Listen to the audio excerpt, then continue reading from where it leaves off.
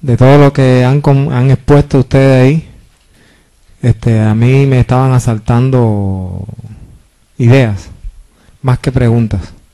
Es decir, estaba llegando a conclusiones más que saltando preguntas en mi mente a partir de escucharlo a ustedes y de ver esta exposición.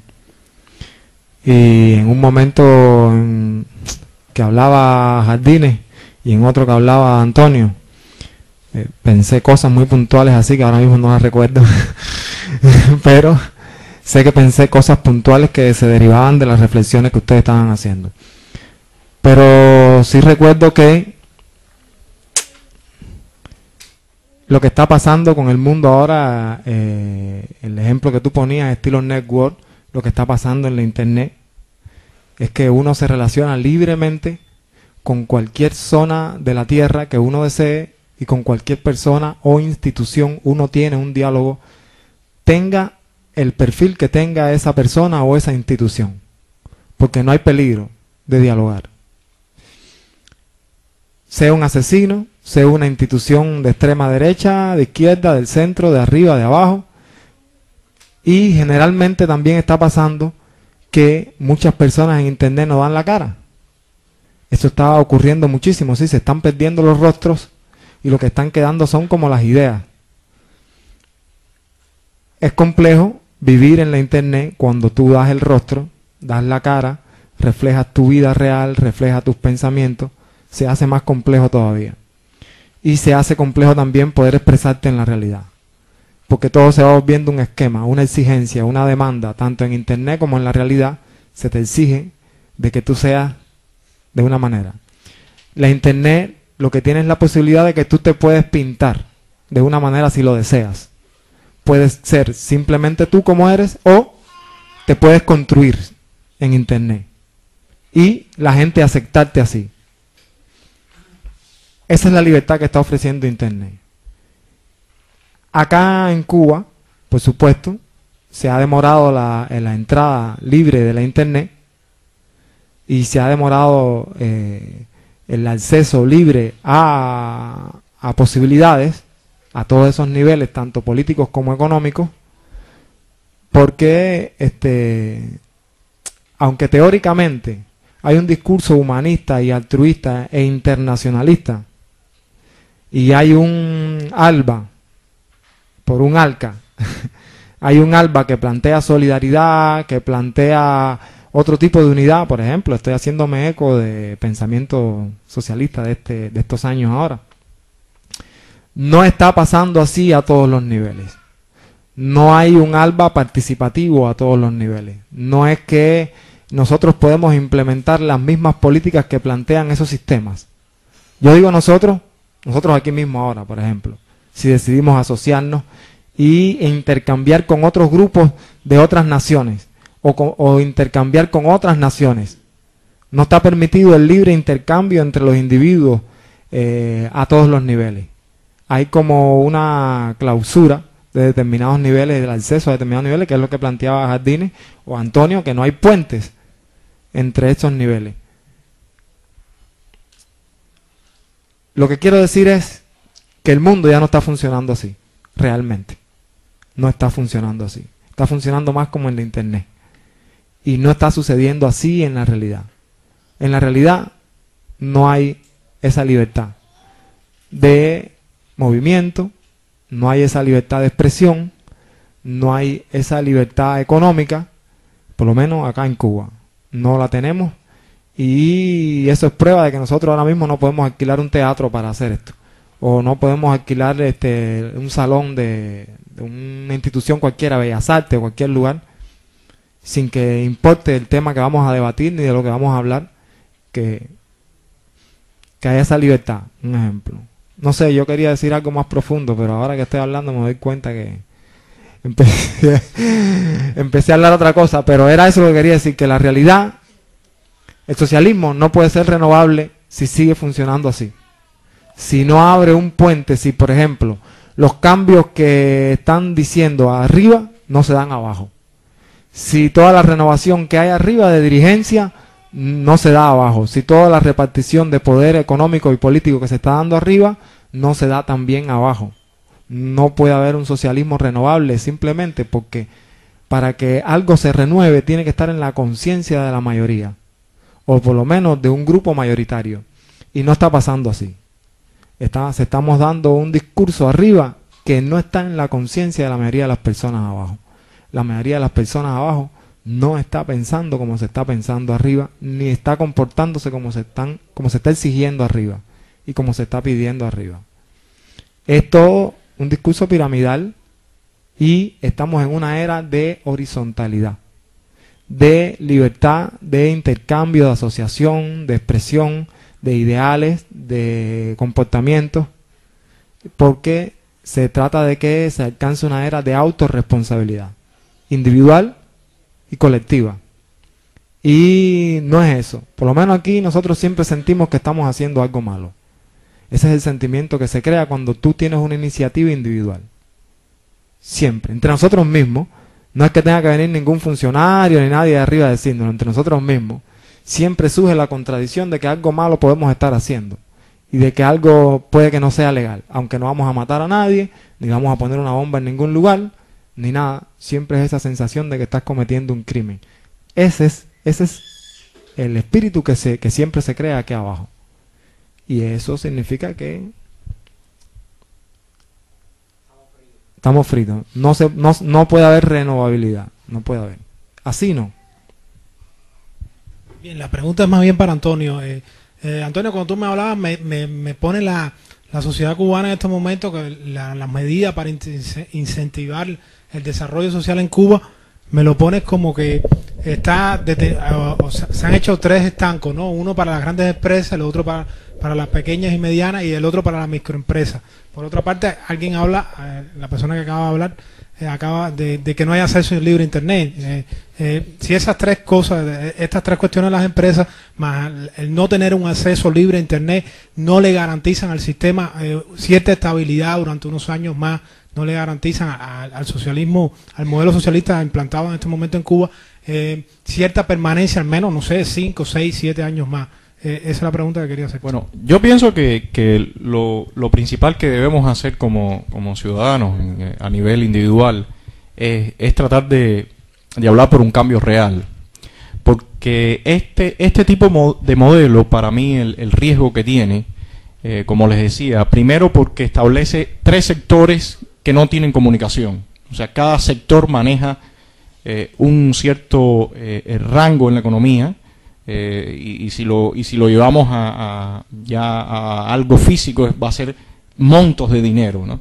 O sea, lo que son las grandes empresas van a manejar cierto monto de dinero, las pequeñas y medianas empresas van a manejar otro, y las microempresas, evidentemente, incluso si ustedes leen los impuestos que se le van a aplicar, sobre todo el impuesto anual que se le va a aplicar, uno se da cuenta de qué estamos hablando. La tasa de impuestos es una tasa progresiva, que tiene como tope mayor, el 50% es a partir de $2.083 al año. $2.083 al año, eso es un salario miserable en cualquier parte del mundo, ¿no? Entonces estamos viendo un poco la concepción que se tiene. El problema que yo veo principalmente en tu pregunta es que cuando tú planteas un modelo de este tipo, eso se presta mucho, y por eso en algún momento mencioné lo de México, a un tipo de estructura como la que se vio en México. En México estuvo el Partido Revolucionario Institucional, estuvo 75 años en el poder. En alguna ocasión alguien llamaba a México la dictadura perfecta, porque los sectores esos eran tan cerrados que definitivamente nadie podía saltar de un sector a otro. Tenías una clase ligada al poder y al poder económico, al poder político.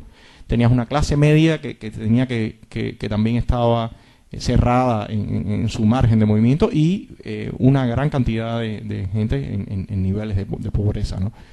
El asunto es que ¿cuál es el resultado de un modelo de ese tipo? Pues lo estamos viendo en México. Las instituciones perdieron credibilidad, porque evidentemente ese tipo de estructura, la gente que quiere avanzar tiene que tomar, como le dicen aquí, por la izquierda. Eso mismo hicieron ellos allá en los mexicanos, por eso tienen niveles de corrupción altísimos. Pero eso va llevando a una degradación del sistema político del país, ¿no? Entonces surgen todos estos grupos de crimen organizado, cárteles de la droga, Y eso siempre es un problema latente en todo país. Si tú, y aquí en Cuba sabemos que evidentemente, que todo el mundo sabe que nada, o sea, crimen organizado no existe, cártel de la droga no existe, pero todo el mundo sabe que existe altísimos niveles de corrupción. En Cuba todo el mundo roba. Entonces eso, si nosotros planteamos un nivel, una estructura económica de este tipo, y no le damos la posibilidad al ciudadano de que realmente pueda progresar, pues estamos incentivando el mismo tipo de problemas que ya hemos visto en otras naciones. Otra cosa que a mí me llama mucho la atención en este modelo y en esta estructura es que cuando uno lee detenidamente los lineamientos, yo lo he leído pedacito a pedacito, no hay una sola oración que se refiera a los mecanismos de transparencia que van a haber. O sea, en la sociedad actual, la misma Internet permite que el gobierno tenga páginas donde uno puede consultar ingresos, egresos, gastos, todo. O sea, tú puedes consultar realmente qué está pasando con tu dinero porque como ciudadano tú pagas, ya sea en forma directa, porque el mito de que en Cuba todo son gratuidades, eso no es real.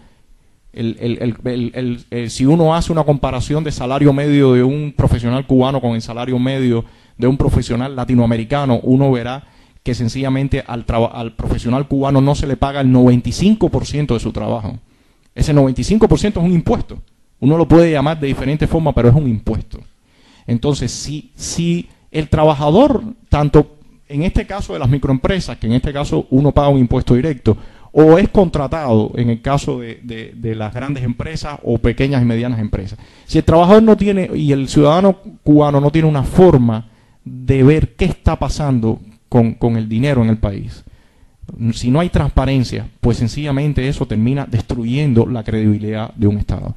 Y lamentablemente en todos los lineamientos no hay una sola oración que se refiera a cuáles son los mecanismos por los que el ciudadano va a ver qué está pasando con el dinero.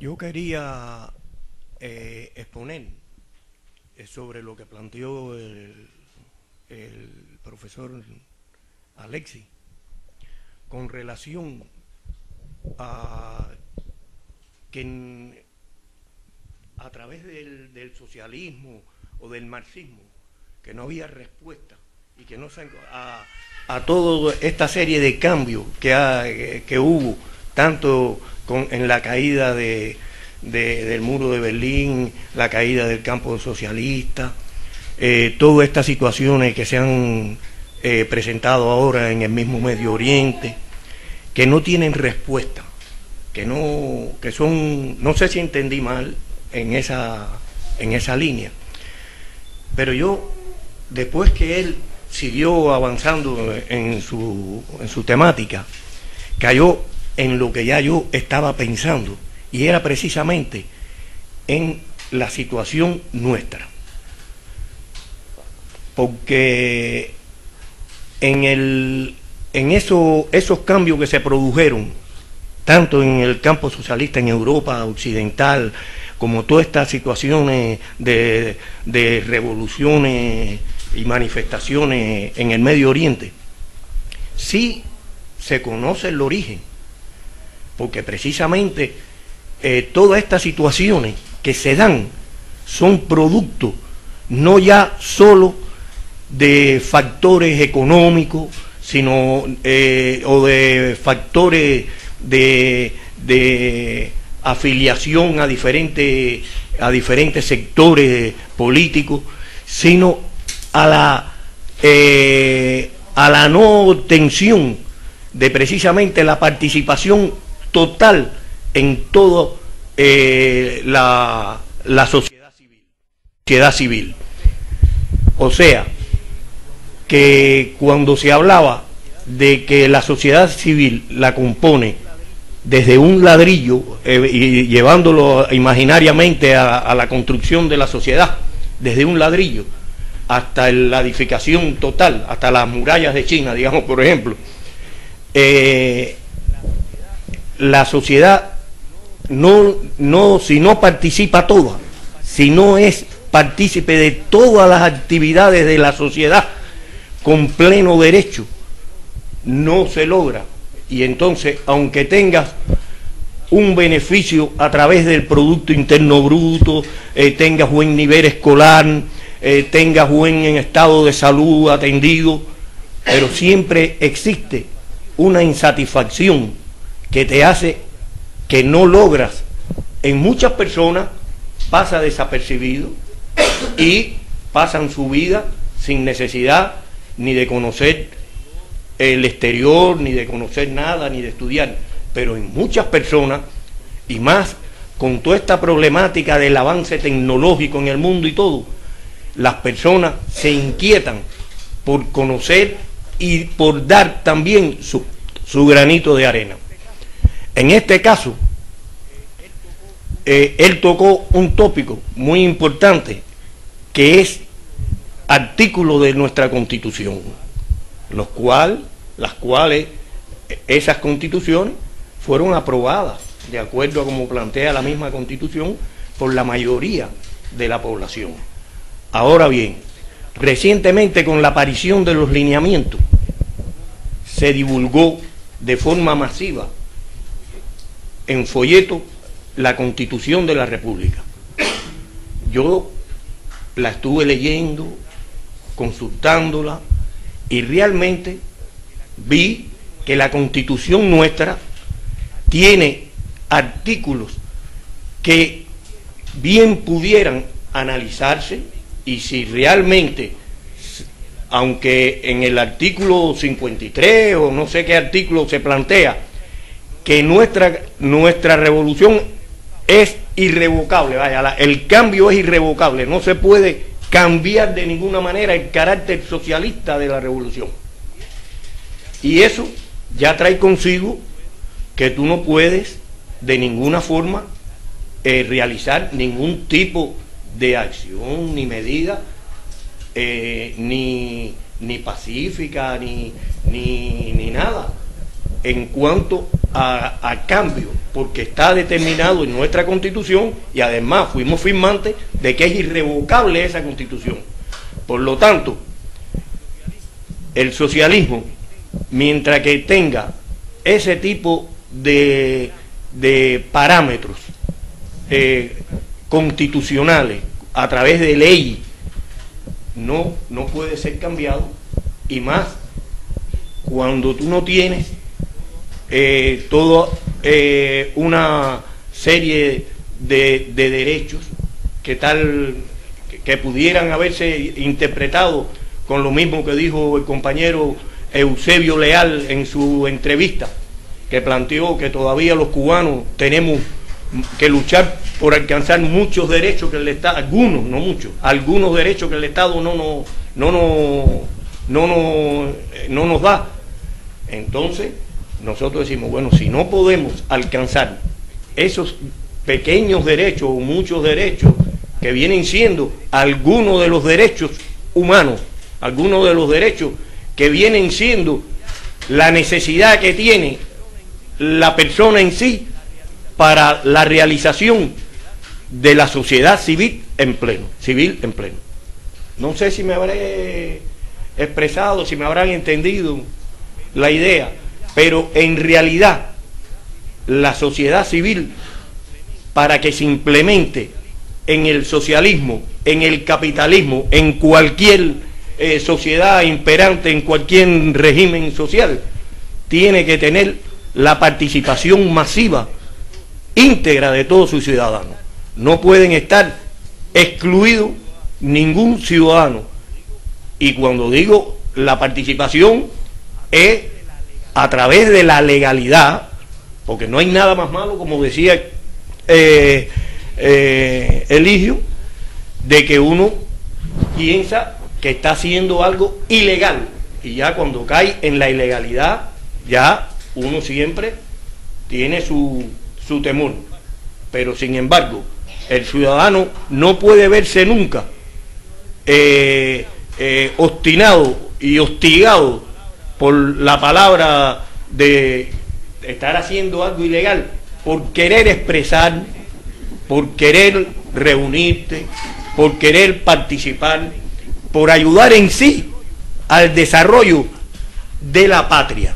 Porque en definitiva, todos los ciudadanos en el mundo entero lo que necesitan es ayudar al desarrollo de su patria, que vaya hacia adelante, que alcance los mejores resultados económicos, sociales, culturales, educacionales, todo. Eso es lo que todo ciudadano debe estar imbuido en esa teoría, de echar adelante a su patria. Y en este caso, cuando uno dice la patria, si la revolución es la que está desempeñando, como en este momento, la dirección de la patria, se ayuda a la revolución, pero con la participación. Tiene que venir obligatoriamente la necesidad de que todos los ciudadanos participen en la sociedad civil. Ese es mi criterio y no sé si interpreté bien. Yo lo único que quería llamar la atención, porque a mí me resulta muy sospechosa a veces estas formas de gobiernos participativa y representativa, que son los dos polos esos que se manejan en este tipo de saber. A mí realmente no me gusta mucho este tipo de saber, ¿no? Y entonces tampoco me inspira confianza en ninguno de los dos. Ahora se están inventando una nueva forma que es deliberativa. Me parece que a mí por lo menos no me satisface ninguna. Ahora, yo quiero llamar la atención una cosa. Cuando se critica la democracia representativa sobre la base de la democracia participativa, ahí hay un juego tremendamente peligroso, porque la representatividad a veces suele, y por lo general, funcionar mejor que la participación supuesta de la gente en las deliberaciones. Porque es que no se participa realmente. Yo nunca he participado en nada, ¿eh? ¿Alguien aquí ha participado en una decisión, en algún proyecto de ley, en la confección de algo real aquí? Yo estoy seguro que nadie. Entonces, ¿qué cosa es eso de democracia participativa? Eso es un engaño. Un engaño, porque lo que participa son determinadas cosas que están preconcebidas, ya están seleccionadas de antemano y que van representando no a ellos mismos, no al individuo, ni no a los intereses de una comunidad. Van representando el interés que viene ya por decreto dictado verticalmente. Y eso se manipula de una forma tan tremenda que a veces la democracia representativa goza de más grado de libertad y de democracia que la supuesta democracia participativa. Hay que tener mucho cuidado con eso, porque estos tipos de apelaciones a la participación real de la gente, todo eso es manipulable, y nosotros, el individuo real, nunca participa en nada. Nunca. En ese punto yo me gustaría hacer decir algo. Yo pienso que en este momento, por ejemplo, lo mismo que hablábamos ahorita de la cuestión de la tecnología, esa tecnología sirve para muchas cosas, y una de las cosas que sirve es para realmente tener la sociedad civil tenga mucho mayor impacto, tanto como una retroalimentación de ella misma, pero a la vez como una retroalimentación con el gobierno.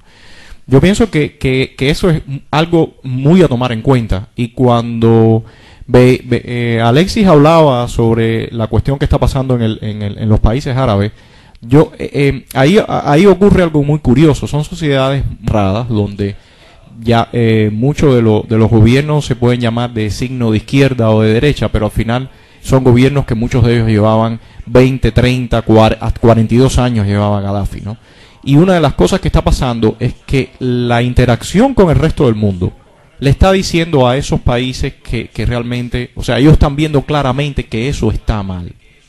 Yo en lo personal tengo un amigo libanés que en alguna ocasión me decía, mira, en Cuba, cuando ustedes ven que las cosas no cambian, que el sistema es estático, la visión de ustedes de todas formas es muy distinta a la de nosotros.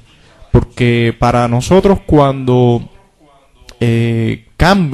cuando muere uno de los gobernantes, sabemos que después va a venir el hijo, y después del hijo viene el nieto, y es por ahí años y años, ¿no?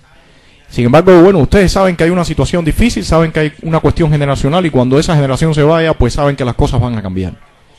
Y yo pienso que a mí después, cuando yo vi todos estos cambios que se daban, decía, bueno, mi amigo se equivocó, porque el contacto a través de la tecnología y toda esta intercambio de información, pues le ha ido cambiando la mentalidad a esa sociedad que pensaba que eso era sencillamente una historia interminable. Y yo pienso que eso es algo muy curioso que está pasando en estos tiempos, ¿no?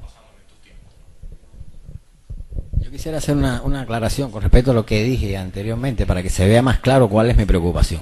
Si usted tiene, por ejemplo, una Asamblea Nacional, que vamos a poner un ejemplo, ¿no? Que tiene 250 miembros y tiene un país con 11 millones de gente, ahí no hay participación.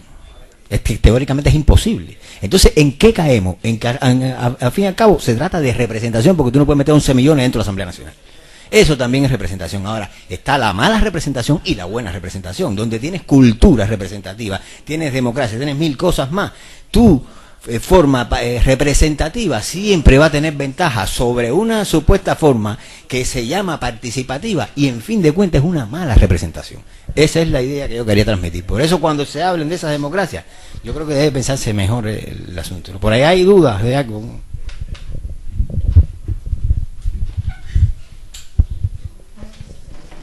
Hola, buenas noches. Alexi, lo que estabas diciendo de las teorías que ya caducaron, de las teorías que caducaron. Yo pienso un poco diferente, pienso que no es que caducaron, es que hacen falta muchas más para explicar. Porque, por ejemplo, cuando tú en el capítulo, cuando en la política con Aristóteles cuando Aristóteles habla sobre la extensión de la ciudad, Aristóteles dice una cosa que la leí, me la recuerdo perfectamente porque me encantó, que es que el legislador necesita llegar y conocer a aquellas personas sobre las que legisla. Eso, de pronto tú dices, bueno, claro, en el siglo XX, ¿para qué existió el cine y la televisión? No para qué existió, sino que permitió el cine y la televisión, que un legislador llegara no a 6.000, 8.000 personas que a lo mejor tenía Atenas en la antigüedad, sino a 13, 14 millones de habitantes que tiene o tuvo Ciudad de México. ¿Y para qué quizás sirvan los nuevos medios? Para consagrar lo que se viene diciendo hace un tiempo, que es que vamos a hacer una aldea global. Y a lo mejor, no sé, yo la verdad no sé, pero Twitter, Facebook y esas cosas lo que han logrado es, si es verdad que es por Twitter y es por Facebook que ha pasado lo del Medio Oriente, lo de los países árabes, etcétera, si es verdad que es por eso, a lo mejor es que estamos yendo hacia esa aldea global y de pronto ya un catarí se levanta y se siente mucho más cercano y puede escoger rápidamente, porque además no creo que sea muy difícil escoger entre un sistema y otro. O sea, si tú los puedes ver los dos ampliamente, creo que es fácil. Es bastante fácil. Entonces, yo pienso que siguen teniendo validez, siguen teniendo validez. La historia a lo mejor fracasó, o sea, la historia a lo mejor ya no es lo que era, o ya no, etcétera, mil cosas con respecto a la historia. Pero por otro lado, se puede caer en un triunfalismo con respecto al mundo. Estoy hablando del mundo, no de Cuba. Estoy hablando del mundo primero, porque por ahí nos fuimos por dos partes, por el mundo y por Cuba. Se puede caer un triunfalismo, o sea, las élites siguen generando explotación, siguen manteniendo formas de conservación, que les es lógica, pero a las cuales hay que cuestionar, contra las cuales hay que luchar. O sea, cuando British Petroleum derramó el petróleo por aquí, muy cerca de nosotros, secuestraron palabras claves en Internet. Esto lo leí, esto no es una cosa que yo soy muy técnico ni nada, porque no tengo acceso a Internet. Pero bueno, he leído, secuestraron palabras claves en Internet. Tú ibas a Derrame, por ejemplo, y o British Petroleum no aparecía, o la palabra no aparecía, en fin, yo no sé cómo era la cosa, pero no tenías cómo llegar a lo que estaba pasando. Secuestraron palabras como, no sé, derrame, contaminación, etcétera. Yo no sé si es que pusieron mucha información y entonces ya British Petroleum se perdía. Yo no sé qué hicieron, pero hicieron algo, según me han explicado. Y así muchas más cosas, o sea, uno dice, bueno, el Gaddafi, a mí siempre me han entrenado yo siempre he pensado que el Gaddafi es un ser al que merece no existir ni haber existido. Pero por otro lado siempre cuesta trabajo pensar que la forma de luchar contra el Gaddafi es poner unos cohetes tremendos en un corredor, y yo no sé cuántos muertos habrán funcionado, porque el Gaddafi controla ahí todo, probablemente ha puesto a muchas personas que mató él, los ha vestido de civiles y lo ha puesto como muertos por la de eso, pero sigue siendo duro. O sea, yo me lo imagino en Cuba y yo digo, bueno, en Cuba, ¿qué me van a decir? Bueno, Matanza, vamos a bombardear Matanza y que la gente, los buenos estén del lado acá y los malos del lado allá, vamos a bombardear Matanza.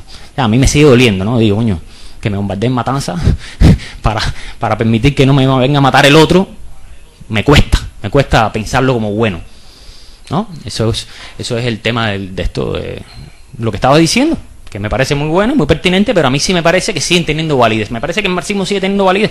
Lo que pasa es que pasó una cosa muy buena en el siglo XX. ¿Cuál es? Le quitaron al socialismo un privilegio que no tuvo que haber tenido nunca. Era el de saber hacer sin necesidad de probarlo. Ya, el socialismo sabía hacer sin necesidad de probarlo. ¿no? Y todo el mundo estaba de acuerdo en que el socialismo, cuando se llegara al socialismo, mira, se vaya perfecto. Ahora todavía hay gente que sigue con ese paradigma cuando dicen, no, es que nunca hubo socialismo. Yo digo, coño, la película aburrida, vamos a volverla a ver, al final. O sea, lo que me están diciendo es que me vas a volver a poner la misma serie después que me la terminaste y era aburridísima. Entonces, ahí el tema, ¿no? Socialismo para mí, o sea, ¿es posible reactivarlo en Cuba? Bueno, como tú decías, me parece, estoy muy de acuerdo contigo. Hoy por hoy el socialismo no puede, o sea, hoy por hoy hay un tema tan complejo como concepto de capitalismo. Muy complejo, muy difícil. Ya no se ve tan claro el capitalismo qué cosa es, pienso yo. Ya yo no lo veo claro, no sé bien qué cosa es. Y el socialismo, por lo menos el socialismo, no lo ha conseguido. Decir, bueno, el capitalismo es esto y por esto nosotros somos la alternativa. El socialismo no lo ha conseguido. No. Yo creo que es que no estamos dispuestos a escucharle de ningún modo lo que pueda plantear.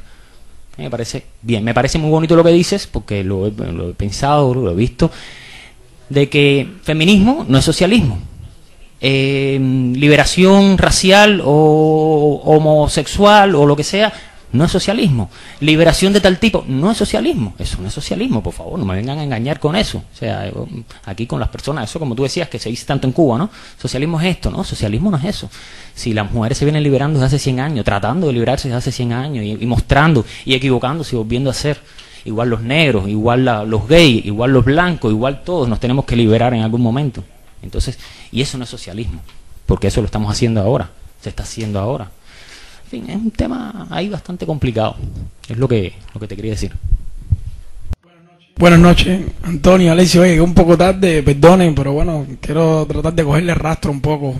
A ver, yo tenía una pregunta, de pronto se me ocurre pensar a ver si tengo mi criterio, ¿no? Quizás sobre esto, pero bueno, quisiera pensar, a ver, oírle un poco el criterio de ustedes acerca del tema de que, por ejemplo, el cubano común, el cubano que llamamos cubano a pie, que no tiene una relación estrecha con los canales de información, que no maneja ni manipula conceptos tales como sociedad civil, democracia participativa, representativa, neoliberalismo, que no tiene claro esos conceptos como fenómenos, y mucho menos sabe del asunto de la alimentación con transgénicos, si es perjudicial o no. O sea, que es una realidad que les compete, que les afecta, pero que además ellos no saben lidiar con eso. Mi pregunta es, ¿de qué manera podemos reconciliar a pueblo común, que es la mayoría, que no tiene acceso a la información, que no tiene acceso a estos conceptos, que no sabe, porque desgraciadamente tenemos una educación bien manipulada y en mi criterio personal, ¿no? Que no se da toda la información que yo creo que debería tener desde el punto de vista cívico una nación o los integrantes de una nación. Bueno, en fin, ¿qué hacer con esto? ¿Qué hacer con esta masa que para mí se me antoja céfala, el pueblo? Porque muchos aquí tenemos posibilidades de internet, que hablar de internet para este para el sector que me estoy refiriendo. ¿Qué hacer para reconciliarlo con este tipo de asuntos, con este tipo de información, que conozcan esta realidad que les afecta, que a lo mejor si conocen un poco más acerca de estos fenómenos, pudieran dilucidar más, pudieran tomar determinaciones, decisiones, en fin? ¿Qué hacer con esta? ¿De dónde puede venir la embestida para tratar de sacar a esa gran masa, que repito, se me antoja céfala, y reconciliarla con estas cosas? De que en algún momento el común de la gente pueda discutir de estos temas, pueda saber, pueda comprender en algo. ¿Cómo podemos hacerlo? Porque es importante, porque esa gente también en un momento determinado pueden definir cosas. Sí. Bueno, yo sigo pensando como, y digo lo mismo que dije en el evento de SATS, que el secreto está en la sociedad civil. Porque el asunto es que, bueno, lo primero que hay que hacer es a masa, tratar de sacarla de la categoría de masa. Eso de lo cual han vivido muchos sistemas. Viven los sistemas colectivistas, viven los socialismos, y perdónenme que me tenga que volver a meter con ellos. Eso es una determinación negativa. El hombre debe moverse hacia lo individual, hacia lo autónomo, hacia la autonomía, hacia la libertad individual, y debe dejar de ser masa, porque la masa, como tú bien dices, acéfala, no piensa. La masa sigue el pensamiento de otro, y es lo que tiene que estar ahí para que surja un líder y empiece a empujarla para allá y mandarla para acá, ¿me entiendes? Porque el mecanismo, ¿cuál es? Básicamente el líder despoja a la masa de todos sus atributos y se lo coge él. Todos esos atributos se concentran en una sola persona y aparecen esos grandes líderes totalitarios, porque previamente ha despojado a la masa de su dinero, de sus valores, de su todo, las ha dejado en cuero. Hay un, no sé si yo le hice a ustedes esta anécdota, pero bueno, a cada rato me acuerdo que por suerte no habían cerrado los kioscos que vendían novedades de Moscú y Sputnik, cuando aquella época de la perestroika. Que por cierto, esto es una perestroika sin glasnost todavía, que es una de las cosas que yo quería hablar, no he podido. Yo no sé, dicen por ahí que está anunciada un debate de política, no ya de economía, pero se supone que entonces esta perestroika traiga una glasnost. Por eso mi intervención es acerca de la glasnost, como se pueden dar cuenta. Estoy hablando de transparencia, apertura informativa, libertad de expresión. Esa es la parte que me ha que constituye mi interés en esta intervención. Me parece que es la clave, sobre todo para los socialismos de Estado y este tipo de cosas. Ahora, ¿por qué le decía esto? Porque sencillamente hay una anécdota que le quería contar, donde supuestamente la leí en una revista Sputnik, y hay un periodista, la esencia es que hay un periodista con Stalin en su casa de campo, en su dacha, que el hombre, como periodista del extranjero, pues tuvo acceso a entrevistarlo. Si hubiera sido soviético no le hubiera dado una entrevista, pero como era extranjero, esas cosas pasan en los socialismos de Estado, pues el extranjero tiene mucho más derecho y más posibilidades que un nacional. Entonces, bueno, el hombre narra allí que le preguntó a Stalin, la pregunta esencial era por cómo él lograba mantener el control de 250 millones de habitantes, la cantidad de población que habría en ese momento en la Unión Soviética. El hombre le va haciendo esa pregunta y Stalin va caminando por la dacha, toma una gallina, la va desplumando y entonces pasa por un lugar donde había lo que comían esa gallina, no sé qué es lo que le echaban, vamos a ver que sea maíz, no, maíz, le echan unas migajitas y va y se sienta en su cheilón. Ustedes conocen toda la historia esta de las botas de Stalin, que eran famosas, unas botas de tubo grandes, hasta por aquí, y entonces él tira la gallina, el pollo, lo que fuera, lo tira por allí y se sienta en su cheilón. La gallina viene picando las migajitas y se le refugia en aquellas botas de piel, de cuero, aquellas botonas, se mete la gallina media desplumada ahí y se la acurruca en las botas. Y Stalin pronuncia una frase en ruso que es bien cortica, que dice así, tak, T-A-K, tak quiere decir en ruso así. O sea, la respuesta que él dio fue esa. ¿Cómo usted logra mantener el control, usted solo, de 250 millones de habitantes? Él le dijo así. ¿Cuál es la moraleja? Primero se lo quito todo, los dejo en la penuria máxima, los dejo desamparados, y entonces yo soy el tipo. Entonces, ¿qué significa eso? Nunca se dejen identificar con la masa, porque eso es algo negativo, eso es malo. Hay que progresar, salir de la determinación de masa. Esas sociedades colectivistas donde a la gente le gusta que le digan pueblos y que le digan masa. Yo no sé si ustedes conocen cómo se adoraba el Volk en alemán. Eso es nacionalsocialismo, eso es fascismo. El estalinismo es un sistema totalitario prototípico. Entonces, ahí donde funciona el Volk, donde funciona el pueblo, donde funciona la masa. Nosotros debemos ser individuos, cada uno libre, autónomo, y nunca dejarse identificar con la masa, porque eso es retroceder. Ya lo decía el gran poeta Antonio Machado: desdeño la romanza de los tenores huecos y el coro de los grillos que cantan a la luna. No se puede estar de parte del coro de grillos, nunca, porque yo no creo que nadie quiera eso para sus hijos. Un tipo con la boca abierta, babeado y aplaudiendo lo que otro dice. Yo no quiero eso para mis hijos. Yo creo que mis hijos piensen con cabeza propia y no necesiten de eso. Entonces, ¿por qué le digo eso? Porque si no se crea el espacio de la sociedad civil, creo que ese es el único antídoto. Miren, para que me entiendan mejor, si me preguntaran a mí cuál es la manera en que yo entiendo estas cosas, yo no hablo ni de capitalismo ni de socialismo, les dije ya. Para mí, la democracia es un espectro. En las sociedades modernas, la única forma de gobierno posible, y la única que existe, es la democracia. Todo lo demás es mentira. Y entonces, ¿qué es lo que sucede? Que la democracia es un espectro que en un extremo tiene el totalitarismo y en el otro extremo tiene las democracias neoliberales. Entonces, eso se mueve así. En la medida que se mueva del totalitarismo hacia las democracias neoliberales, pues más valor cobra el individuo, más libertad individual hay. Eso es así, eso no se puede negar. Ahora, todas son democráticas. ¿Por qué? Porque los sistemas incluso totalitarios, como el hitleriano, han nacido en condiciones de un apoyo masivo que es fanático. ¿Quién ha dicho que eso no es democracia? No se definió la democracia esencialmente como dictadura de la mayoría. Eso es democracia, y es una dictadura de la mayoría. Pero de lo que se trata es siempre del individuo. Voy a parafrasear al premio Nobel, que no le gusta aquí a mucha gente, pero a mí sí me gusta, Mario Vargas Llosa. Voy a parafrasearlo porque él lo dijo con respecto a la propiedad, pero yo diría, la libertad o es individual o no es ninguna. Entonces, ¿qué sucede? Que si usted no da espacio para la sociedad civil, que es la que puede contrarrestar al Estado, la que puede sacar al individuo del hombre masa, entonces yo creo que esa es la única posibilidad. La única posibilidad que tenemos real, porque nosotros no podemos inventar cosas fantasiosas, es sencillamente de fortalecer la sociedad civil. No tenemos otra forma nuestra que esté al alcance de la mano y además que sea real, que es una cosa realmente pragmática. Entonces, dentro de ese espectro, ya les decía, yo sigo considerando que los sistemas socialistas, interprétese como se interprete, ellos van a quedar en la parte de ese espectro donde las libertades están prácticamente ausentes. Los socialismos. A mí no me resuelve nada una retórica humanista. Sí, yo sé lo social, ayudar al individuo, pero lo que hay que ver es que esos logros que el socialismo los tiene nada más que de teoría, las sociedades neoliberales lo han logrado en la práctica. Y allí hay más solidaridad, menos individualismo, aunque usted crea que no. Y se desarrollan toda una serie de organizaciones a nivel espontáneo, de individuos que se van asociando, que son muy altruistas, que dan un dinero que no vamos a nosotros nunca y nunca vamos a pensar así, porque también le voy a decir una cosa, esto no lo inventé yo.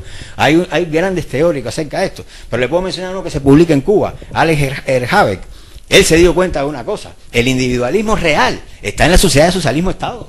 Nosotros todos somos individualistas y miramos al vecino y cuando lo vemos, que se joda. Porque estamos tratando de salvar el pellejo. ¿Por qué? Por la situación de ruina moral y económica que tenemos. Pero en esas sociedades de democracias neoliberales aparecen gente que espontáneamente dan su dinero, se organizan, hacen una serie de cosas que usted se queda boquiabierto y dice, eso no lo ha hecho nunca un socialismo de Estado. Así que yo, la teoría la puedo entender, pero la práctica me dice otra cosa. En ese espectro democrático, recuerden que estamos, digamos que se trata de sociedades modernas que funcionan con ese espectro. La modernidad es la democracia es la forma de gobierno moderna, no hay otra. Y el socialismo cabe perfectamente dentro de ese espectro. Ahora, el problema es que está un poco más tirado hacia la izquierda, como es lógico, que hacia la derecha. No hay que justificar ninguna. A mí si me preguntan en términos de capitalismo y socialismo, para mí ninguno de los dos sirve. Ahora me preguntan en términos de sociedad global, bueno, espérate, que eso es una cosa que hay que pensar que es nueva. Y lo que más me gusta a mí es que los políticos no manden, ni inventen teorías ninguna, y sobre todo si son predictivas, quieren ver el futuro, teorías futuristas y encaminar a las naciones. El que haga eso a mí no me gusta, esté donde esté, sea capitalista, sea socialista. Yo prefiero el orden espontáneo, que la sociedad sea un sistema autoorganizado, y el político es un tipo que tiene que estar ahí para cuando la sociedad civil le diga, haz esto y haz lo otro y más nada. Creo que si esa espontaneidad no se mantiene, si no se mantienen las libertades individuales, la sociedad funciona muy mal, muy mal. Bueno, yo quería tocar algunos puntos de lo que dijo Alexis y un poco dar mi visión. Un poco yo veo la separación entre los sistemas totalitarios y democracias, ¿no? Y quizás para mí, por ejemplo, la democracia es el gobierno de la mayoría, pero con el respeto de las minorías. Y los totalitarismos es el gobierno de las mayorías sin respeto a las minorías.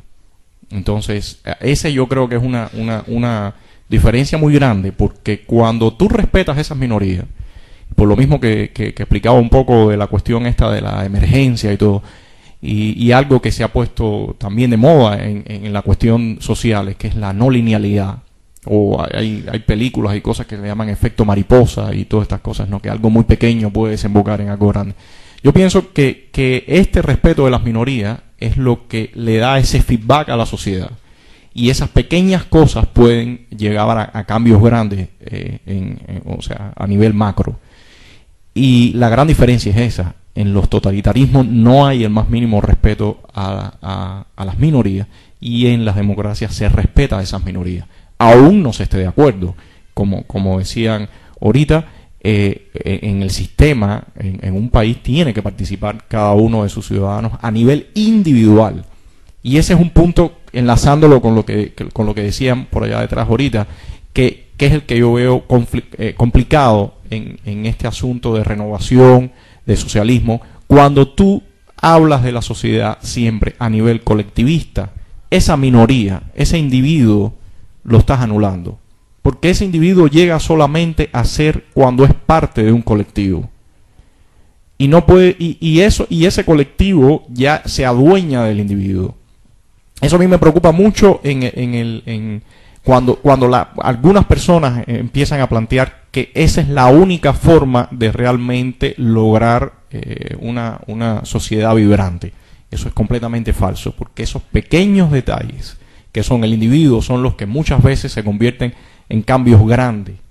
Y eso estamos acostumbrados, o sea, si se analiza la historia estamos acostumbrados a verlo, ¿no? O sea, no es nada nuevo. Y un poco sobre lo que decía Raudel, yo honestamente pienso que en Cuba hemos vivido una especie de hipnosis por muchos años, ¿no? Una especie de hipnosis donde, o sea, es como estos shows que organizan en la televisión, que en momento alguien choca los dedos y dice, y ya la persona se despierta, ¿no? Yo pienso que eso es algo que tenemos que empezar a cambiar. Lo primero que tenemos, yo siento, y en lo particular lo he sentido, es que como individuos darnos cuenta que realmente tenemos todo ese potencial.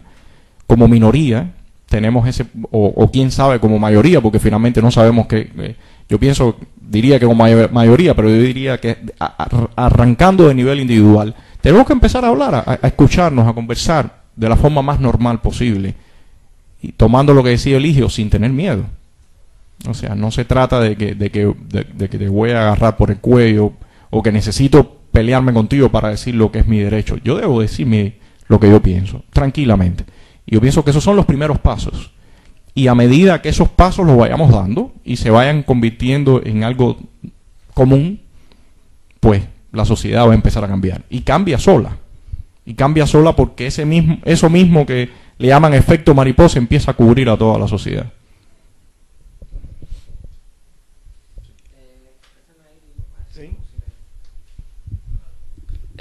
A mí me cuadra la talla de la parte individual, porque eso lo he dicho a mucha gente que conozco, porque me parece que es algo que cuando yo era chamaco iba a Mateperrial ahí al río de Cojímar y estaba sucio, ¿no? El agua del río estaba muy sucia, pero habían unos manantiales en la orilla de agua limpia que se puede tomar incluso, que están todo el tiempo cayendo ese río sucio.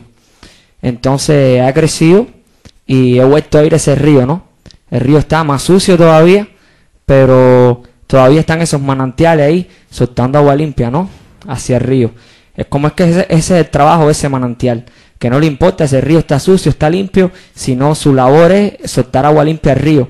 Si ese río se deja de contaminar, se va a limpiar, porque hay alguien ahí limpiando totalmente. Yo digo esto porque casi siempre estos movimientos que triunfan y llevan a la gente adelante, y esas voces líderes que hay en los pueblos, dicen no, que fulanos son malos, estos son los malos, estos son los buenos, y ubican todo el tiempo la solución de los problemas en el exterior, ¿no? En que si el gobierno no nos da la libertad, el gobierno nos las quita, fulano es bueno, fulano es mal económico, muy económico. Entonces ahí uno como que está entregando el poder de uno, ¿no? Porque si la raíz de los problemas no está en uno, el poder para resolverlo tampoco. Y si alguien aquí me quiere dar 20 pesos, tiene que tener 20 pesos en el bolsillo, si no, no me lo puede dar.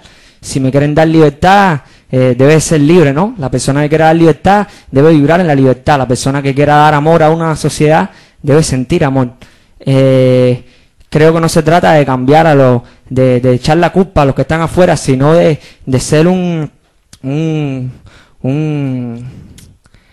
foco, ¿no? Real de algo que emana a la sociedad, un foco real de libertad, sin miedo, que es lo que estamos hablando, porque evidentemente cuando aparecen seres así que quieren comportarse de esa manera, lo primero que le cae arriba es candela, pero así también han aparecido grandes cosas en el mundo, que es lo que estaba diciendo Antonio, y yo creo que sí hay una posibilidad real de cambio, y creo que sí existe, y creo que paralelo a la contaminación y al desbarajuste que el hombre estaba haciendo, paralelo a eso existen hombres que son canales reales de libertad, de paz, de amor, que han existido y han metido adentro una pila de gente igual, en el sentido de que lo han hecho encontrarse a ellos mismos. No de que le han dicho piensa como lo pienso, sino que obsérvate a ti, busca tus valores y pienso que sí, que también hay aparte de la visión apocalíptica de todo está en llamas, creo que hay una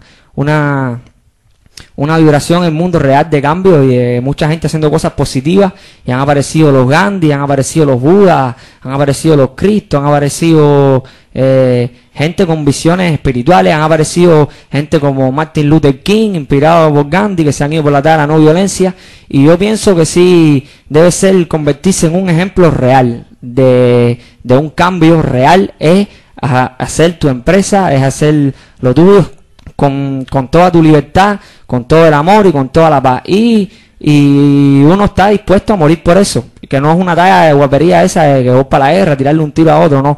Es que yo estoy dispuesto a morir, pero en paz. Yo no voy a matar a nadie, ni le voy a echar la culpa a nadie. Bueno, yo voy a ser libre. Y si por ser libre y por pensar como pienso, me van a pasar la cuenta, estoy ready ya para esa talla. Pero creo que es la posibilidad real de cambio, es como ustedes decían, individual. Y ya, eso lo tenía que decir. Realmente eso es un tema polémico que requiere tiempo, pero sin quitar razón a la teoría esta de lo individual. No se logra nada sin la masividad. Eso es imposible. Si usted crea cualquier organismo, cualquier partido, cualquier cosa, si no tiene masividad, no logra nada. Ahora bien, ¿cómo se logra la masividad? La democracia representativa no es otra cosa que esa representación que está en esa democracia, llegada allí a través de la participación. No pueden haber ninguna representación democrática, ni socialista, ni comunista en ningún, a no ser que sea una dictadura. No se puede llegar si no es a través de la participación masiva. Ahora, lo individual es positivo. Cada persona hay que darle su participación individual, pero esa participación individual tiene que ir encaminada a través de plataformas programáticas que logren que el individuo se reúna y apoye una idea. Si no logra la participación masiva del pueblo, no logra nada. No logra nada. Y en todo está implícito la participación del hombre en su masividad. Hasta para la creación de un simple caminito, asfaltarlo. Cuando usted pasa solo por ahí, no hacen un camino. Cuando pasan masivamente por un trillo, hacen un trillo, no le queda más remedio que a las organizaciones constructivas que tirar concreto por ahí, hacer una acera, hacer algo. O sea, que tiene que haber participación masiva, porque si no, ahora, la representación... Otra cosa que he visto, que nosotros lo que estamos estudiando nada más que es el socialismo. Pero ¿qué socialismo nosotros estamos analizando aquí? El socialismo que ha ido siempre en el campo socialista encaminado hacia el comunismo. El socialismo que nosotros hemos tenido aquí hasta hoy es un socialismo que ha ido siempre encaminado con visión comunista, que no se llega, que eso es idea pero ese no es, el socialismo es necesario, pero no un socialismo hacia la idea comunista. Es un socialismo, y el socialismo existe, la socialdemócrata, o sea que existen cantidad de participaciones socialistas antes que existiera Carlos Marx y Federico Engels, y aunque, ¿no entiendes? En el mismo Israel, que hoy es un eso, allí existió el socialismo. Allí existió el socialismo. ¿Cómo se llama?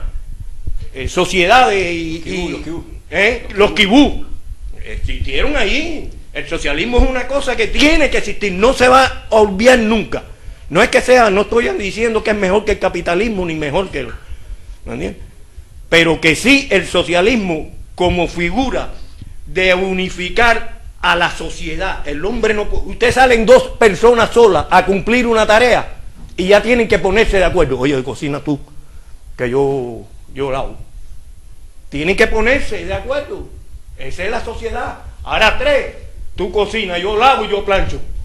Y 5 es una sociedad. Y 15 y 1 millón de personas es una sociedad. Por lo tanto, la sociedad tiene que ser masiva. La participación tiene que ser masiva. Pero lo que a esa sociedad hay que proporcionarle las bases para que se pueda integrar y dar más a la causa, a la patria. ¿Me entiendes? Yo tengo mi idea y yo propongo trabajar en base a esto y a esto y a esto y a esto y a esto y a esto y a esto y a esto. Pero eso tienen que oírme las masas. No puede irme individualmente, que eso es lo que tenemos hoy aquí. Que no me oye nadie. Me oyes tú y ya no puedo hablar con más nadie. El otro habla, ¿me entiendes? O sea que no hay nada más importante que la masa de trabajo. Todo. Para ir a la guerra tienes que llevar millones de hombres, pero para llevar millones de hombres tienes que convencerlos. Y esos millones de hombres son masas. Y para todo tienes que llevar la masa de hombres. O sea que ese es mi criterio. Sí, yo quería hacer una aclaración. Bueno, yo entiendo su punto de vista. Lo que pasa es que hay que discernir. Hay dos cositas que me parece que se están confundiendo. Primero quería referirme a lo de Boris, que yo coincido, yo estoy de acuerdo con Boris en el asunto de las élites. Élite donde quiera que estén. Pero el asunto cuál es, que hay que justamente quien le puede hacer contraparte a esas élites es una sociedad civil bien fuerte, con un espacio público, con una opinión pública bien desarrollada. Esos son los que llamados a ponerle freno a esas élites donde quiera que estén, y sean capitalistas, socialistas o feudales, no sé. ¿Me entiendes? Eso es lo más importante, y en eso coincido. Pero si no vamos a la sociedad civil, al fortalecimiento de la sociedad civil, de todas formas vamos a estar desamparados. Ahora, también eso contestaba un poco la pregunta que me han hecho para allá, pero voy antes que se me olvide, a hacer esta aclaración que me parece que es importante. Miren, el asunto es que en la interpretación de la sociedad se pueden también dividir dos tradiciones. Una tradición más pragmática considera lo social como grupo de individuos asociados. Eso yo no lo niego. Ahora, la otra tradición interpreta lo social como una masa uniforme. Esa está más relacionada con el socialismo, y con el socialismo realmente existente, que no se puede menospreciar. Fueron muchos años de experimento de ingeniería social y todos salieron malos. En Cuba salió malo el che guevarista y salió malo el soviético. El modelo del hombre nuevo es una ingeniería social. Eso no funciona. Tampoco funcionó el soviético. Pero no han funcionado desde las comunas de Robert Owen, pasando por los kibú hasta los socialismos de Estado. Han sido todas experiencias desastrosas. Entonces eso también hay que tenerlo en cuenta. Hay demasiada experiencia ya, demasiados años para no querer ver esa realidad. Ahora, si se me está hablando de la sociedad como grupo de individuos asociados, eso ya es distinto. Eso no es masa. Esos son individuos que, en primer lugar, están voluntariamente asociados, unidos. Cada uno tiene, por lo menos se puede mantener económicamente, tiene libertades individuales que le son respetadas. Eso es un individuo en todo el sentido de la palabra. Nosotros tenemos que lograr eso. Eso es lo que tenemos que no sea una masa de indigentes uniformes que tú la muevas para allá y para acá y la montas en guagua y le digas, vete a Batabano y siémbrame yuca allí. Ah, no, con esta guagua, vete para allá y caerle palo a no sé quién. No. Son individuos que sean responsables, que tengan, o sea, que valgan algo y que no sean sencillamente un tropel de ovejos, ¿me entiendes? Entonces, eso también es sociedad, pero es otra manera de entender la sociedad, porque es una sociedad que se apoya en la asociación de unas individualidades que son fuertes, de personas que son libres. Eso es diferente. Eso yo también lo quiero. Yo creo la sociedad como grupos de individuos asociados. Eso sí lo quiero yo, pero no como una masa ciega, que yo empuje para allá y la empuje para acá y le pida unas causas que ellos ni le entienden ni nada y la involucren en cada cosa que me dé la gana. Esa masa ciega, yo creo que ese concepto de sociedad. Cuando usted proporciona la participación civil, o sea, los derechos civiles, cuando se los da, ese individuo no va donde va Vicente, donde va la gente. Es verdad. El hombre va convencido de lo que quiere. Cuando usted me pone a mí una plataforma programática exponiéndome sus ideas, si yo soy un anacoreta, si soy un bobo que voy a aplaudir y vivir la espalda, y no, pero lo que decirte es que no hemos participado. Porque participación, bueno, Calviño lo dijo una vez, que muchas veces nosotros decimos Estuve en una reunión y participé. Bueno, ¿qué hiciste? ¿Tú hablaste? No, yo no hablé. ¿Qué hiciste? No hiciste nada. No participaste. Tú estuviste parado ahí como una estaca y te fuiste.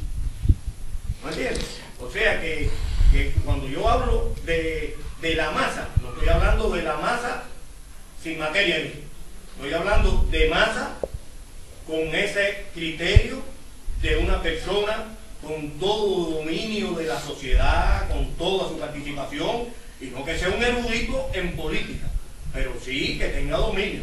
Cuando yo hago así y voy a una urna y digo voy a votar por Cheo, sé por qué estoy votando por Cheo, no es por gusto. Eso es lo que me quiero decir. Ahí un poco yo pienso y cuando hablábamos acá y después yo repetía la palabra espontánea, ese yo pienso que es una palabra clave, que los individuos se asocien espontáneamente. O sea, porque lo otro también que existe es que la persona puede que no le interese para nada la política, o lo otro puede que no le interese la economía, o lo otro puede que no le interese nada, absolutamente. Entonces, el punto es que cuando hay que respetar que el individuo se asocie en forma espontánea y que el individuo realmente tenga decisión en su vida privada. Después que se produce la asociación espontánea, se producen cosas muy interesantes. Y era lo que yo hablaba de todas estas redes, porque si uno se empieza a imaginar la sociedad como toda esa entramado de diferentes redes, pero esas redes se deben producir en forma espontánea, porque si no, en vez de tener esas redes y ese sistema complejo, lo que tenemos es sencillamente un esquema completamente jerárquico como el que poníamos. Entonces eso es totalitarismo. La gran diferencia que hay entre desde mi punto de vista, entre lo que es una democracia, es que uno tiene la unión espontánea de los individuos, y el totalitarismo sencillamente tienes un orden jerárquico donde está dirigido todo y donde todo tiene que ser de cierta forma. En el momento cuando yo digo colectivismo es cuando las personas están obligadas están obligadas a pertenecer a un colectivo, y eso es lo que definitivamente rompe completamente la estructura social, ¿no? Como tú decías, Alexis, la palabra siempre masa es horrible. Yo por lo menos me revuelvo cuando alguien, como por allá dijeron, no, la masa céfala, las personas organizadas, etcétera. A mí eso no me gusta y no lo creo. O sea, una de las cosas que más me dedico es a pensar por qué no puede ser. No hay masa céfala. Yo no creo que haya masa céfala. Y eso viene, entre otras cosas, el Gustavo Le Bon, todas esas cosas que, bueno, sí, las masas organizadas se trabajan de tal modo y van hacia tal lugar. Hay un antecedente, una frase muy famosa en el Imperio Romano, que era un emperador que creo que le decía al hijo, al pueblo pan y circo. Lo que pasa que, primero, habría que ver el nivel intelectual del que dijo eso, porque tampoco vamos a pensar, no, lo dijo el gran emperador, no, lo dijo una persona que sabe Dios cómo piensa. Y lo segundo es, ¿qué pueblo estás hablando? Porque a mí me parece que un concepto muy importante que siempre hay que manejar es el de terror. O sea, terror. O sea, cuando alguien tiene terror, ahí sí pan y circo.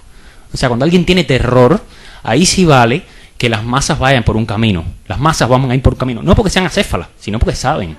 Porque saben lo que les va a pasar. O sea, las masas no eran acéfalas cuando iban al baño con el gas en Auschwitz. Las masas eran muy inteligentes y sabían que un baño significaba algo mejor de lo que ellos pensaban que les estaba viniendo arriba, que era la muerte, y el baño era el lugar donde le echaban el gas. La masa es muy inteligente.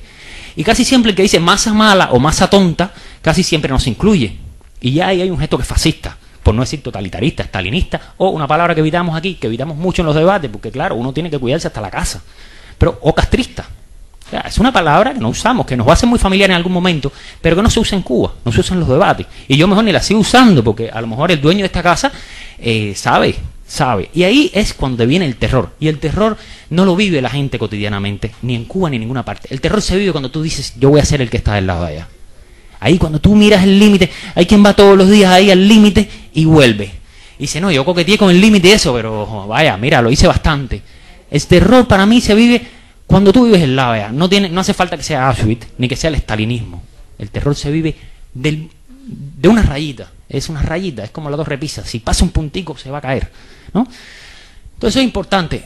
Para quitarnos de arriba una cosa que es fascista. Fascista en todo su término degradante, desagradable, pérfido, que es que la masa es algo acéfala, que la masa no piensa, que la masa se le organiza y hace lo que uno quiere. No es cierto. No es cierto. Más aún en España, cuando el 11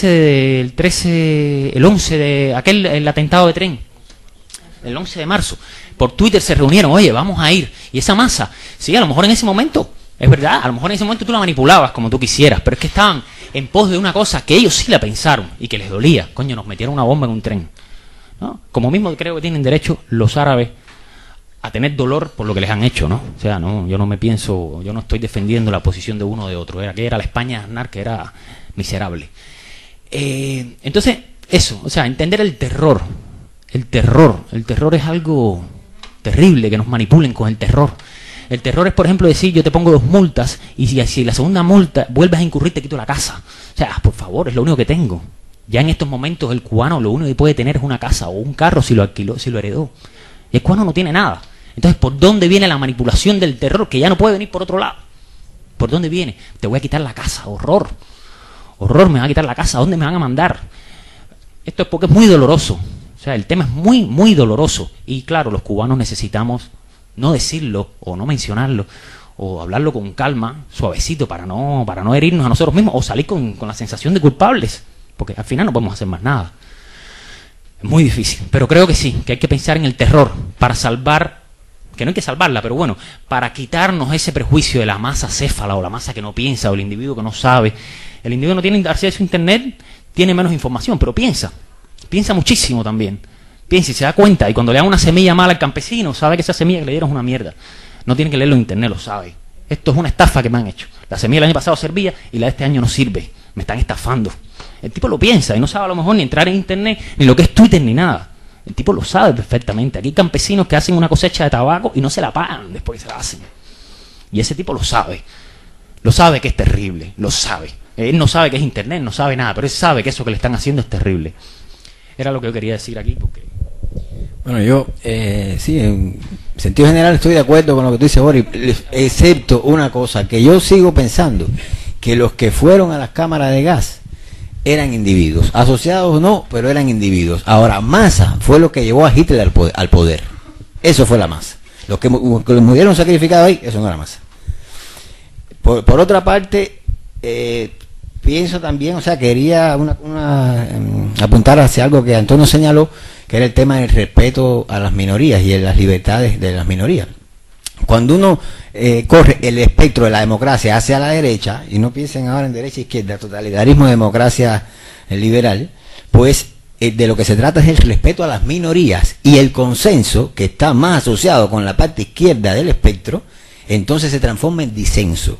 A mí me gusta más así, me gusta más plantear la libertad en términos de libertades de las minorías y no de dictadura de las mayorías, y me gusta hablar en lugar de consenso, me gusta hablar de disenso, el derecho a disentir, a no estar de acuerdo del individuo, a expresar una opinión diferente, sencillamente no aceptar lo que le imponga la mayoría. Eso es lo que está debajo de las democracias occidentales liberales más desarrolladas del planeta, el disenso y no el modelo del consenso.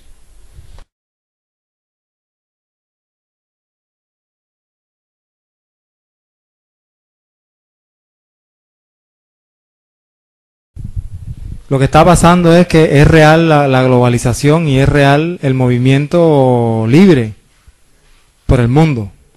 Ya hay gente que se mueve libremente por cualquier lugar del mundo, ¿me entiendes? Y no hay control exactamente sobre esa persona. Por ejemplo, en Europa nosotros nos movimos de un país a otro que ya no es país. Europa es una sola. No es que lo que puedes decir es que te moviste de una ciudad a otra.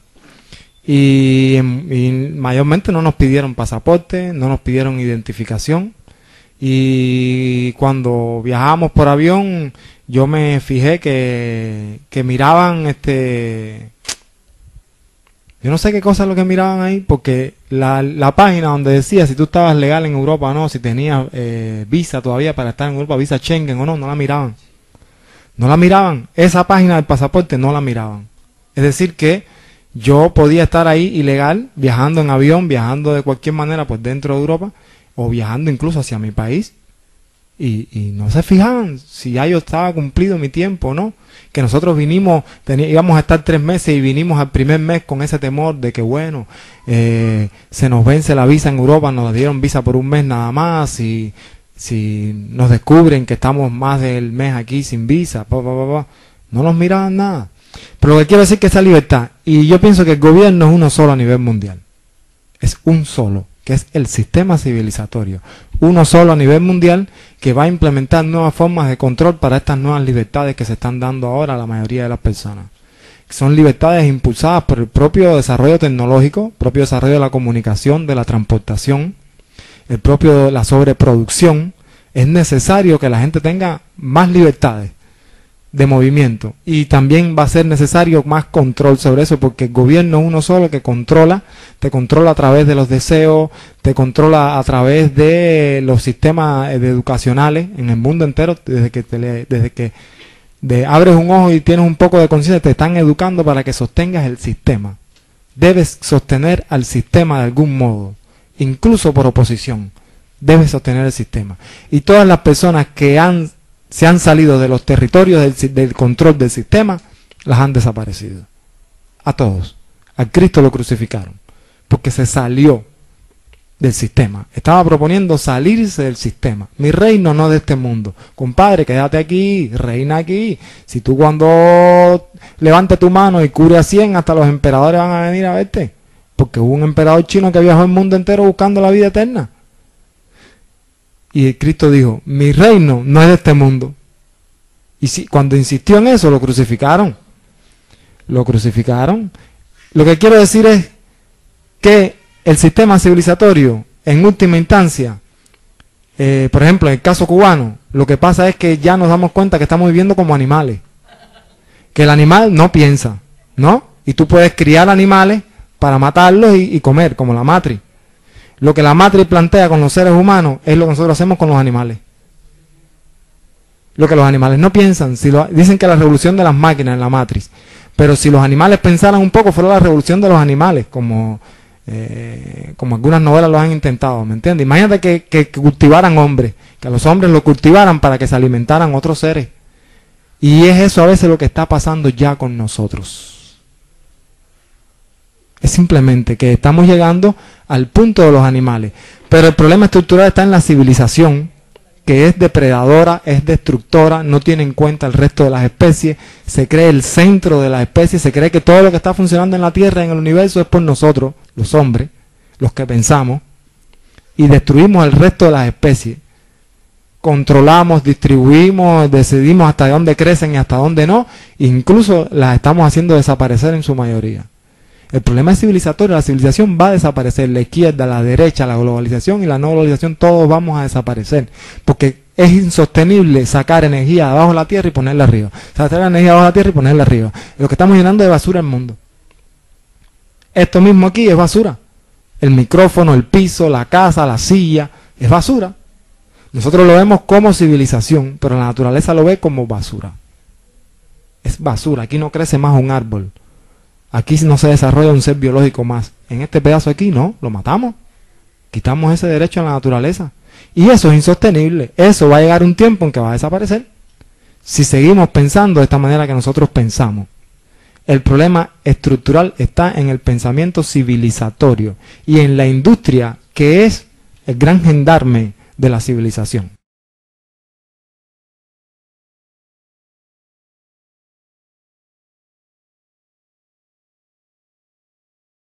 Creo que incluso en alguna ocasión Eligio y yo tuvimos una discusión más o menos sobre esos temas, ¿no? Y yo le repito lo mismo que le dije esa vez, ¿no? Yo creo que esa es una visión un poco apocalíptica y pesimista. Yo creo que la sociedad, cuando funciona con orden espontáneo y con otras propiedades que tiene, aprende. Y yo creo que la sociedad ha aprendido en muchas cosas. En el siglo XIX era muy normal tener esclavos. En este momento no. Y hay situaciones que se van dando, que el hombre va enfrentando y va aprendiendo. Sobre todo cuando las sociedades no son totalitarias. Si la sociedad es totalitaria, sí termina destruyéndose, pero si la sociedad no es totalitaria, aprende. Entonces yo pienso que todas las sociedades contemporáneas y todo, vamos en un proceso de aprendizaje que es duro muchas veces, como mismo todos los seres humanos tenemos procesos de aprendizaje duros, Pero a mí me llama mucho la atención, y siempre se lo digo a muchas personas cuando me dicen algo como lo que dice Eligio, que aquí en Cuba existe una visión última muy pesimista. Y yo creo que tiene que ver con lo que vivimos. Cuando uno ve las noticias, o lee el Granma, o todo, y yo pienso, en mi caso particular, yo veo que es algo, y sobre todo en los últimos tiempos, que Fidel escribe y reescribe todo el tiempo del apocalipsis, ¿no? O sea, no hay, yo no sé, pero yo en lo particular no veo apocalipsis en el mundo ahora. Yo creo que las cosas, yo creo que las cosas están en momentos difíciles y se aprende. O sea, han habido momentos en la historia, la Segunda Guerra Mundial fue algo atroz. Ahora eso, o sea, a partir de, ¿cuál fue el aprendizaje de la Segunda Guerra Mundial? La Declaración de los Derechos Humanos. Fue algo inmediato que vino después. Y hay valores que van cambiando. Lo que era normal antes ya no lo es. Antes era normal que un hombre estuviera con una niña de 12 años. Ahora eso va a la cárcel.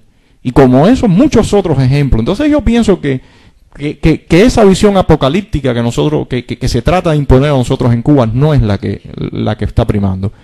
Y hay muchas cosas que están tratando de cambiar. La misma conciencia, la misma visión esta ambientalista.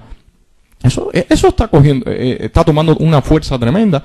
Hay veces que algunas estoy de acuerdo, en otras no, pero finalmente es una cuestión individual de lo que uno esté de acuerdo o no, pero a nivel social, todo eso son visiones que antes no existían, ya están existiendo.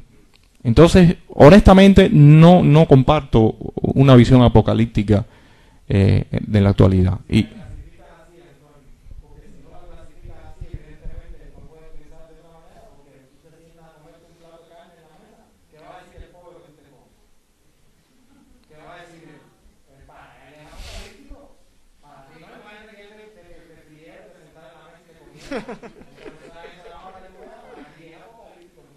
Pero nosotros no vamos a pensar de una manera porque vivimos así, porque nos gusta. Nosotros vamos a vivir una cueva ahora. Yo ando con celular y con cámara y hago audiovisual y estoy impactado por lo que hago y hago arte en conciertos, con escenarios, con luces. Claro que yo no quiero vivir de otra manera. Yo lo que te estoy diciendo es más allá de clasificar la visión. Lo que te estoy diciendo es que esta manera en que nosotros vivimos, si tú es como 2 por 2 es 4, como puede ser 2 por 2 6 también, pero de 4 a 6 ahí está la explosión, donde nosotros tenemos la facilidad de pensar. Lo que no tenemos es la facilidad de ser libres pensadores.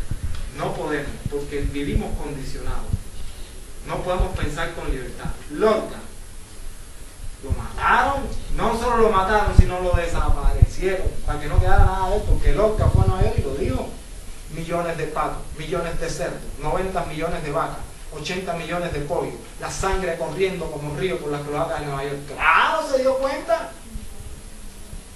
Lo tuvieron que desaparecer completo, lo desaparecieron a Lorca, y sin embargo lo admiramos y amamos a Lorca, y que lo que necesitamos son los romanceros gitanos, y los folclorizamos.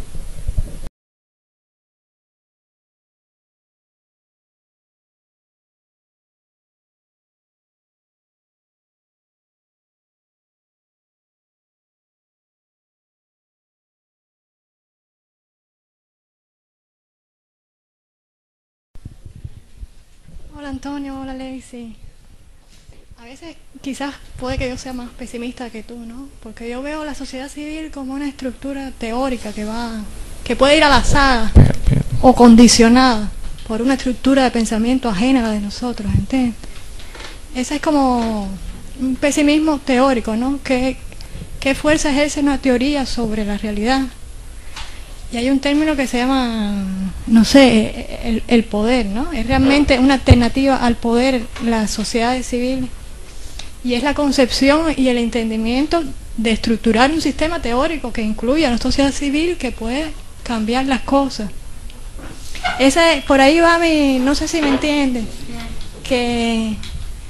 y el asunto es eso, necesita el poder una justificación teórica para autolegitimarse, es decir, que no sea una estructura legal.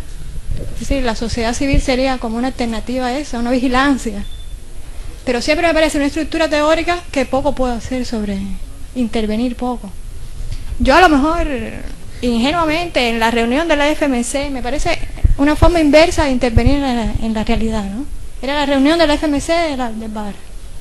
yo llevo un panfleto escrito y firmado, porque mi preocupación es la alimentación de los niños. Porque si quitan la libreta, pero tiene que ser como un tema puntual, ¿no? Es un tema puntual de ir a la inversa, de una acción y de estructuras ya hechas, a movilizar desde una estructura hecha, desde el FMC. Yo soy una mujer y yo creo que la alimentación de los niños es una preocupación para todo el mundo. Y lo dije a raíz de cuando iban a quitar la libreta. Si quitan la libreta, hay dos áreas de la sociedad desprotegidas, niños y ancianos. Pero los niños son una preocupación por el país. Pues yo tengo niños, tenemos niños y son el futuro del país. Y doy una propuesta de razonamiento. La médico de familia está censada la población. Entonces, ¿saben cuántos niños hay? Deberían dar unos boletos donde los niños puedan ir a comprar su comida. ¿Por qué? Porque la comida es salud preventiva. Y además es del crecimiento social. No crece una sociedad. Estamos en crisis si la sociedad no se reproduce. Pero eso ya es un asunto biológico, más allá de cualquier preocupación. Lo que te quiero decir es que es una estrategia como inversa, ¿no? Yo puedo ir desde unas estructuras ya hechas a movilizar desde otro punto de vista, pero algo pensado dentro de eso. Pero yo lo que quiero es dentro de eso moverlo, intentar moverlo. ¿Qué otro argumento se puede dar a favor? Es eso. Es salud preventiva, se puede consultar al nutriólogo, porque creo que hay un descuido sobre el problema de alimentación de los niños en nuestra sociedad, que es puntual. No estoy con el todo, no estoy con el... Lo bueno de eso fue que yo salí elegida participativamente de la cuadra bloque. Competí con la que siempre iba, es decir, había allí 40 personas que escucharon y les gustó. Yo solo hice, es el acto más individual que yo tenía. Creo que el individualismo es un estadio superior. Incluso el socialismo se definía como la renuncia a los intereses individuales en pos de lo colectivo. Yo creo que la individualidad es un estadio alto de la sociedad, cuando un individuo puede diferenciarse, ¿no? Cuando puedo ser otro. Por lo pronto, esa es una estrategia de cosas usadas que se pueden usar a favor, porque tuve otra batalla legal con un asunto de una música frente a mi casa, que pude ganar por una batalla legal, por varios mecanismos que nos están tan ajenos a nuestro propio sistema que no podemos ni siquiera pensar en ellos. Es como decía Reina en el libro Variedades Galeano, no hay fuentes con agua en la ciudad, pero es que ya yo ni lo veo. Ya yo no veo ni la fuente ni el agua, ni que la fuente no tiene agua. Ese es mi pesimismo. No sé si entiendes, Alexis, la imposibilidad de ver desde dentro lo que está sucediendo, la imposibilidad de moverte, porque tú me das una oportunidad, porque la FMC me dijo que eso era mi congreso. Se me echó todo el mundo arriba de alguna manera. Este es mi congreso y tú me dijiste que hablara, y yo te lo doy por escrito, te lo doy firmado, y te doy mi teléfono y mi dirección, y si quieres me respondes. No me has respondido, pero bueno, estoy sobre un problema puntual: la alimentación de los niños. ¿Qué pasa? Y eso puede movilizar a gente, porque puede movilizar a los padres. ¿Por qué la FMC? Porque las madres llevan el peso de eso, y no solo la generación de nosotros que carga con los hijos y con los padres, porque eso es una herencia de nuestra generación, por lo menos 40 años. Tenemos a los hijos y a los padres, y eso ayudaría a desestresar la familia. Es decir, que sea un punto oblicuo. A mí me encantaba el término de emergencia. Yo estaba en Madrid cuando los trenes, y yo siempre llamo como un factor oblicuo, ¿no? Hay algo que viene desde la imaginación, desde pensar más allá de las propias condiciones. ¿Por qué yo no voy a ir allí y voy a decir que la alimentación de los niños está mal? Porque es una realidad total, rotunda y profunda. Pero es un hilo por donde hablar el mantel. Y la posibilidad de hacerlo, y la posibilidad de que eso cambie, puede ser una lección para que otras cosas cambien, ¿no? Desde una posición de madre, vaya. De madre. Bueno, esa es como por donde yo pudiera ver que no viene las cosas desde un sustrato teórico, sino desde una acción, aunque sea mínima. No sé, Alexis, porque lo que no acabo de entender es de dónde viene el concepto de sociedad civil. ¿Es la sociedad civil un poder? ¿Qué es la sociedad civil? ¿Cómo podríamos individuos maximizarse? ¿O por qué no se ha maximizado? ¿Cómo se puede movilizar al individuo, ¿no? Eso es un tema de movilización, por madre, por padre, por familia y por país. Pero es un tema puntual. Te digo esto después pensando en otras cosas teóricas, más generales y más abstractas, ¿no? Bueno, yo creo que lo primero es no ver la sociedad civil como un concepto teórico. Eso es fatal porque que ella es justamente lo contrario a lo teórico. La sociedad civil tiene que desarrollarse, lo primero es que sea espontánea, y eso es un entramado gigantesco de movimientos, asociaciones, fundaciones, una cosa gigantesca que se define como aquella parte de la sociedad que no está sometida a la coacción del Estado. Por lo tanto, es un equilibrio para el asunto del Estado. Ahora, ¿qué es lo que te pasa a ti? Que tú estás hablando desde un país que la sociedad civil está completamente deprimida. Aquí no hay sociedad civil. Además, estás metido en una organización de masa, oye la palabra, donde tú eres un número nada más. Tú no tienes ninguna fuerza para entablar esa querella. Mira, te voy a decir más, en otra sociedad occidental, tú no necesitas la sociedad civil para hacer eso. Tú coges un abogado y le dices, mira, me molesta la música, y van para allá y le planta una demanda a la mujer tú solita, sin sociedad civil y sin nada. A la que te subió la música y ya, no hace falta, ¿entiendes? Pero la sociedad civil te daría una fuerza mucho mayor. No es nada teórico, es que piensen ustedes que en el plano práctico, por eso yo insisto, a mí no me gusta el concepto, lo voy a ser honesto. No me gusta porque a mí la política no me gusta. Pero yo sí tengo el olfato de que en el plano práctico lo único que puede dar fuerza, y sobre todo en condiciones como un país como este de socialismo de Estado, es la sociedad civil. Lo que hay que entenderla justamente, no teóricamente, sino como asociaciones voluntarias, como una cosa espontánea que brote de la sociedad misma. Y te daría tremenda fuerza si tú hablaras desde una sociedad civil fuerte. No es lo mismo que tú estés sola, sin ningún derecho que te respalde, donde tú constituyes un número, tú no tienes importancia ninguna, tú no tienes derechos elementales, no la música, a ti te dan una galleta ahí o lo que sea, cualquier situación elemental en Cuba, y uno está carente de derecho completo, y no puede hacer nada. Porque uno se siente como un número frente a un Estado que todo lo colma. Y es verdad, el poder también es otra historia, el poder es poder. Y hay que buscar ponerle límites al poder, sea donde sea, en cualquier sociedad. Pero lo que yo sí te puedo garantizar es que lo primero es que tienes que dejar de concebirla como un concepto teórico. No es un concepto teórico. Es esto que estamos haciendo aquí. Míralo aquí. Es eso. ¿Cuándo tú puedes hacer eso solo en tu casa? ¿Cuándo tú podías haber hecho esto unos años atrás? Nunca. Pero de aquí es donde se cambia la sociedad, de aquí. Y esto cuando va cogiendo fuerza, esto es participativo, esto es democrático, esto es espontáneo, aquí nadie está obligado. Y si esto tomara fuerza a nivel de país, entonces hay que sentarse a conversar con la sociedad civil cubana. Fíjense si constituye o no un poder alternativo hasta cierto punto. Pero tú nunca vas a hablar solita, desde tu casa ahí desamparada, tú vas a hablar desde una sociedad civil fuerte, desarrollada, que le hace la contraparte al Estado. Pero además las sociedades son mucho más complejas que los que Antonio le estaba explicando al principio de la conferencia. Son muy complejas las sociedades actuales, porque hay muchos eslabones que nosotros omitimos, y existen todavía eslabones mediadores entre la sociedad civil y el Estado, o entre la sociedad civil, digamos la opinión pública por una parte y la academia. Existen otras estructuras que nos han mencionado aquí y que no tienen nada que ver con el Estado y que sirven para mediar entre esas cosas, como son los tanques pensantes, que Cuba no tiene, y están diseminados por todo el planeta. Esas instituciones llamadas tanques pensantes, Cuba no tiene un solo cabrón tanque pensante. Entonces yo creo que hay que ponerse a pensar en eso, en la situación que tenemos nosotros. Y me parece que es más práctico que esto, no hay nada. No importa, sociedad civil teóricamente no debe asumirse eso ni tratar de conceptualizarlo. Lo que hace falta es que la gente se apoye, que la gente se una espontáneamente y participe realmente, como nunca lo hemos hecho en 50 años. Eso es sociedad civil. No, que responsabilidad viene de responder, ¿no? Que tiene que haber un grado de responsabilidad de responder. Por eso estoy aquí, por eso imagino que todo el mundo también. Bueno, gracias a todos por venir. Bueno, ahora vamos a pasar a conversar ya un poco más regadamente. Exactamente. Y bueno, es un placer que podamos discutir de esta forma, que podamos intercambiar. Ahora le vamos a dar de los DVD que hicimos del encuentro anterior, como les dije al principio, de Raudel con Adrián. Y bueno, todos están invitados al próximo encuentro que tengamos, y gracias a todos por venir.